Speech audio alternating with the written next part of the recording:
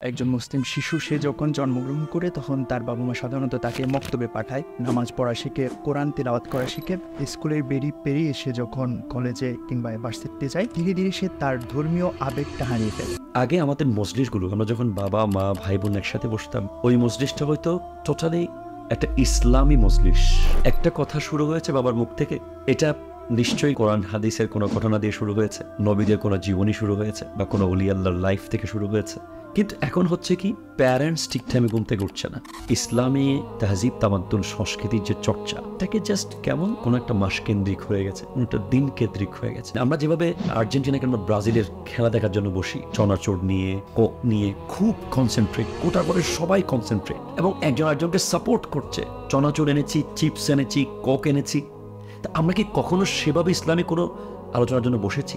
যদি আপনি চান যে যুবকরা যেই ক্লাসেই যাক, সে অনার্স লেভেলে যাক, মাস্টার্স লেভেলে যাক, বা সে ইন্টার লেভেলে পড়ুক, সে কখনো দিন ছাড়বে না, তাহলে আপনার ঘরে এই জিনিসটা আনতে হবে।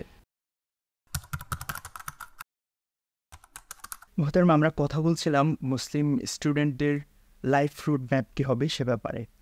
আমরা যদি একেবারে প্রথম থেকে শুরু করি, একজন স্টুডেন্ট বা একজন মুসলিম শিশু সে যখন জন্মগ্রহণ করে তখন তার বাবা মা সাধারণত তাকে মক্তবে পাঠায়।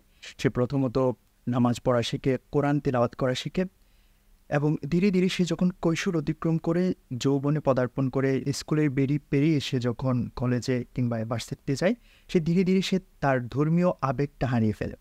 আগে যে খুব নিয়মিত নামাজ পড়তো, রোজা আদায় করতো, সেগুলো করে না। আসলে এটা কেন হয়?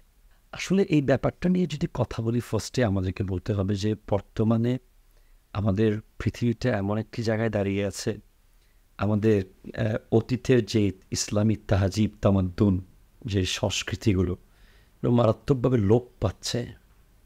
এই যে সকালবেলা ফজরের নামাজটাকে এনশিওর করা, একটা শিশুকে বা 7 থেকে 10 বছর বয়সের ভেতরে বাবার হাত ধরে মসজিদে যাওয়া, আসার সময় দাদা দাদির কবরে জিয়ারত করা, এরপরে এসে বাসায় হুজুরের কাছে কোরআন তিলাওয়াত করা, এবং এই যাওয়া আসার পথে ছোট ছোট তাকওয়ার কথাগুলো শোনা, ইসলামিক রীতিনীতিগুলো দেখা, এবং সন্ধ্যার পরে টেবিলে বসে দরুদ শরীফ পড়া, এরপরে দাদা দাদির মুখে শোনা যে এটা করিও না, এটা করলে আল্লাহ মারবে।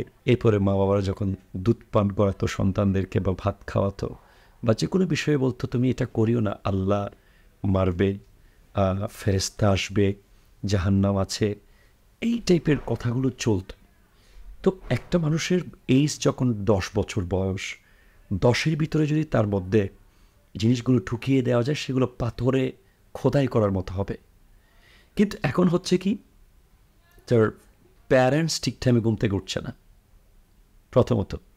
দ্বিতীয়ত, প্যারেন্টসদের মধ্যে ইসলামী তাহজিব তামাদ্দুন সংস্কৃতির যে চর্চা, এটা অনেক গুণে কমে গিয়েছে। এটাকে জাস্ট কেমন কোনো একটা মাস কেন্দ্রিক হয়ে গেছে, কোনো একটা দিন কেন্দ্রিক হয়ে গেছে।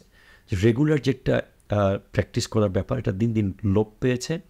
এবং বিশেষ করে শহরে ফ্ল্যাট বাড়িগুলোর ভিতরে বড় বড় দালান কোঠার ফাঁকফোকরে ইসলামের যে সংস্কৃতিগুলো, ভয় ভীতি, আল্লাহর কথা, নবীর কথা, সবচেয়ে বড় ব্যাপার যেটা লোপ পেয়েছে, সবচেয়ে গুরুত্বপূর্ণ যেটা হচ্ছে, আগে আমাদের মজলিসগুলো, আমরা যখন বাবা মা ভাই বোন একসাথে বসতাম, ওই মজলিসটা হয়তো টোটালি একটা ইসলামী মজলিস।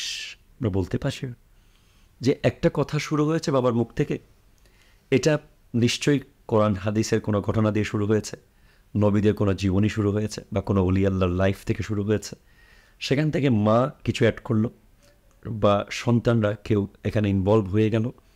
সবসময় গল্পের টপিক থাকতো, পারিবারিক আলোচনার টপিকের মধ্যে হয়তো কোনো নবী রাসূলের জীবনী, কোনো ওলি আল্লাহর জিন্দেগির কথা, কোরআন শরীফের কোনো ঘটনা, বা মাহফিলে বাবা কি শুনে এসেছে আজকে, জুমার খুতবায় কি বলেছে হুজুর, এসব।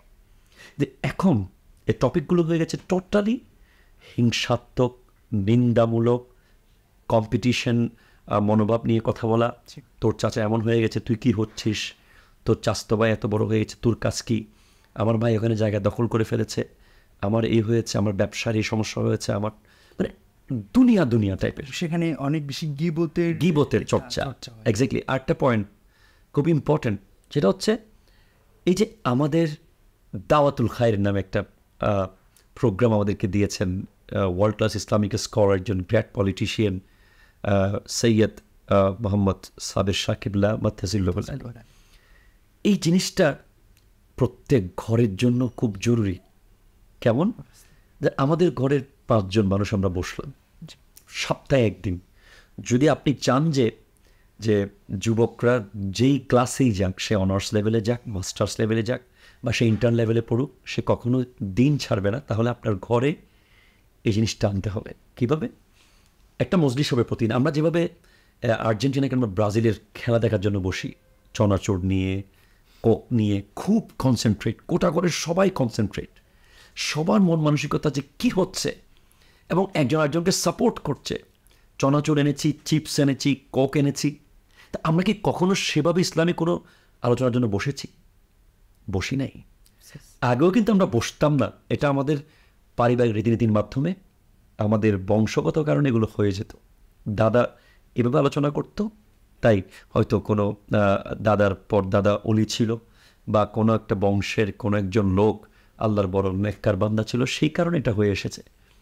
কিন্তু আগেও আমরা এভাবে কখনো বসি নাই, যেভাবে আমরা কোনো খেলা দেখার জন্য, কোনো একটা সিরিয়াল দেখার জন্য, কোনো একটা মুভি রিলিজ হয়েছে, গোটা ফ্যামিলির সবাই মানে টাইম সেট করেছে, কেউ অফিস থেকে ছুটি নিয়েছে, কেউ কাজ রেখে দিয়েছে যে আমরা আজকে এটা দেখব না, এমন না ব্যাপারটা।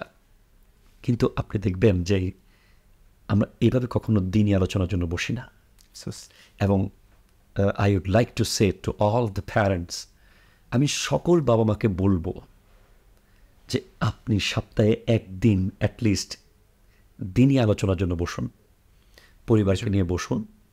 আপনার কিছু বলার না থাকুক, আপনি কোরআন শরীফের একটা বাংলা অনুবাদ নেন, যেমন কানজুল ইমান হতে পারে।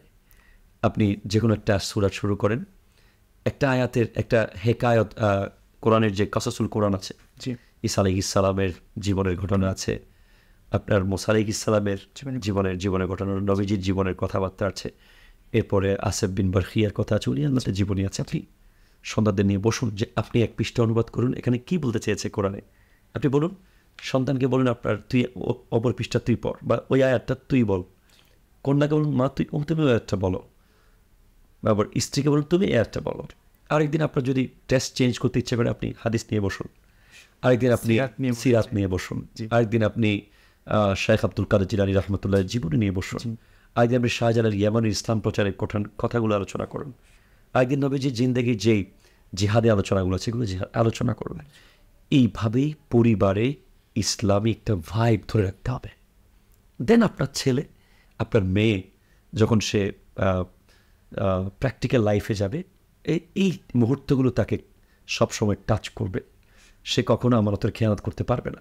সে ডক্টর হোক, সে ইঞ্জিনিয়ার হোক, সে প্রফেসর হোক, সে ব্যারিস্টার হোক, এই প্রত্যেকটা মুহূর্ত যে বাবা মার সাথে সে কাটিয়েছে কোরআনের আয়াত পড়ে পড়ে, দিনই কথা বলেছে, এগুলো তাকে বাধাগ্রস্ত করবে অন্যায়।